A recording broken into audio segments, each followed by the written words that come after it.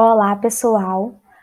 Nosso grupo ficou com o caso clínico 4, que retrata a situação de um indivíduo com fibrose cística. Então, nós vamos apresentar esse caso para vocês e também algumas implicações dessa doença. As integrantes do grupo são Creuziana Luzia, eu, Isabela Laíssa, Lara Gabriela e Luana Silva. O caso clínico traz a história de um menino chamado de JB, que durante o período da lactância teve cólica e diarreia. Devido a isso, o leite que ele tomava teve que ser substituído por uma fórmula elementar. À medida que JB foi crescendo, novos alimentos começaram a ser inseridos na sua dieta. Alguns alimentos que nós chamamos popularmente de comida de panela. Então, quando o JB começou a comer esse tipo de comida, ele desenvolveu fezes fétidas, contendo partículas de alimento não digeridas.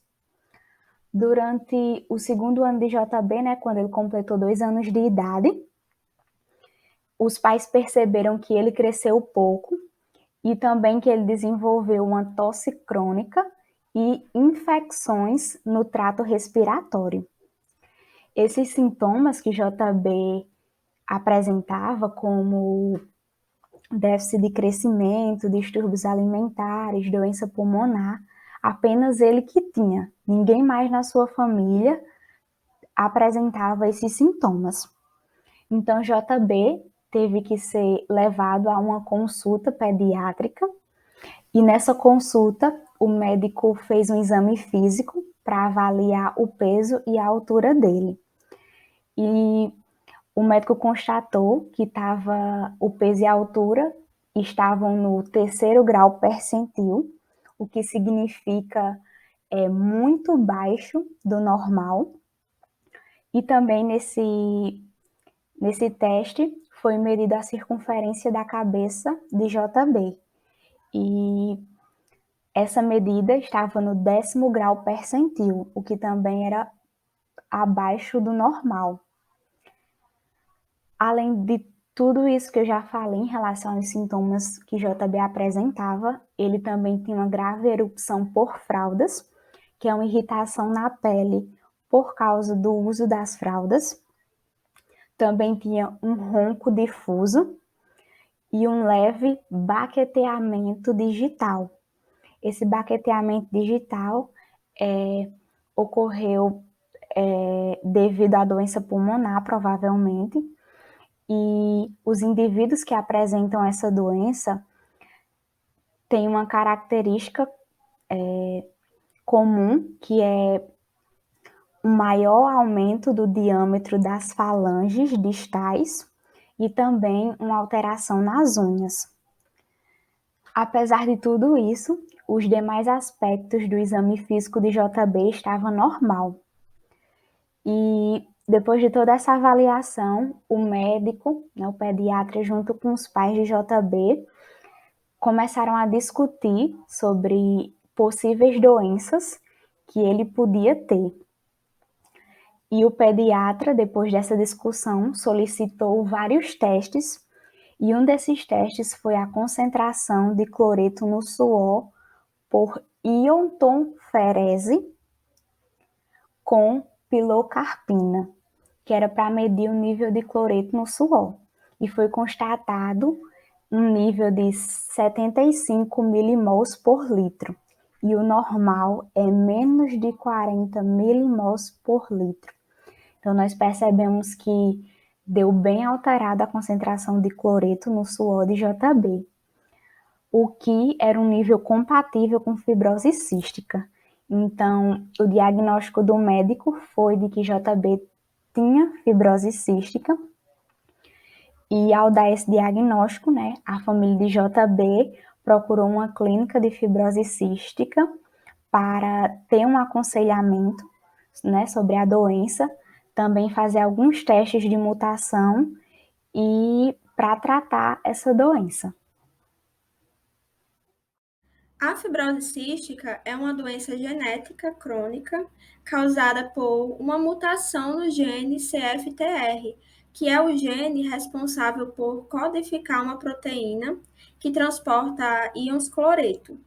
Então, essa mutação ela irá gerar uma disfunção da proteína, causando uma alteração no equilíbrio eletrolítico e na constituição do muco pulmonar.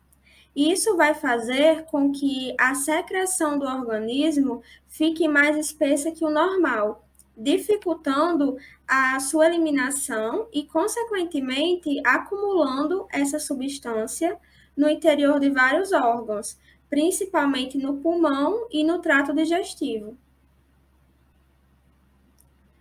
Já os sintomas da fibrose cística surgem normalmente durante a infância, mas eles podem variar dependendo da pessoa.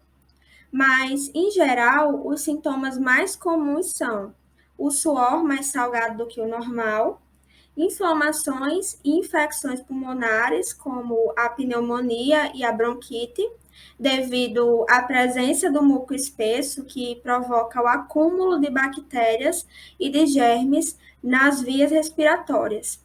E também podem apresentar chiados no peito ou falta de fôlego, tosse persistente, podendo haver a presença de catarro ou de sangue, dificuldade para ganhar peso e também estatura, e sintomas digestivos como a diarreia. Também pode apresentar o surgimento de pólipos nasais, que é o crescimento anormal do tecido que reveste o nariz, e também o baquetamento digital, que corresponde ao alongamento e o arredondamento da ponta dos dedos. Já com relação à incidência na população, estima-se que cerca de 70 mil pessoas no mundo apresentem a fibrose cística, e em torno de 1 a cada 10 mil pessoas no Brasil são afetadas pela doença. O tipo de herança da fibrose cística é a herança monogênica autossômica recessiva, ou seja, afeta um único gene. Esse gene está presente no cromossomo que não determina o sexo. E para desenvolver essa doença é necessário que o indivíduo tenha herdado uma cópia do gene defeituoso de ambos os pais. Nesse tipo de herança, existem padrões no seu heredograma, que são o fato da progenie incluir indivíduos tanto do sexo feminino quanto do masculino, e o fato de costumar aparecer na progenie de genitores não afetados e ter uma tendência a pular gerações.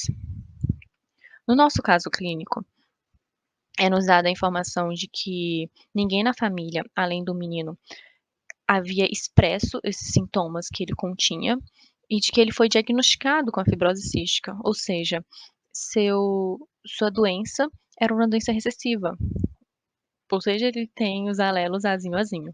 Com isso, concluímos de que para que o menino tenha os alelos azinho, era necessário que seus pais fossem portadores do distúrbio, ou seja, ambos os pais seriam azinho para esse distúrbio.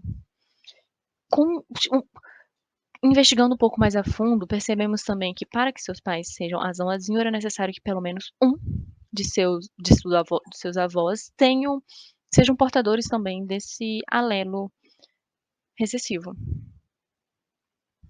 Assim,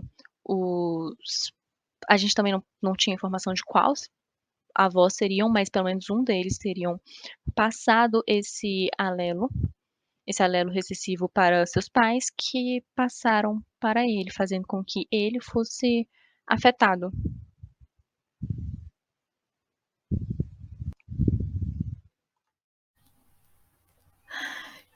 A fibrose cística, ela pode ser identificada inicialmente através do teste do pezinho, né? Um exame simples, né? Realizado com coleta de gotinhas de sangue do calcanhar do recém-nascido.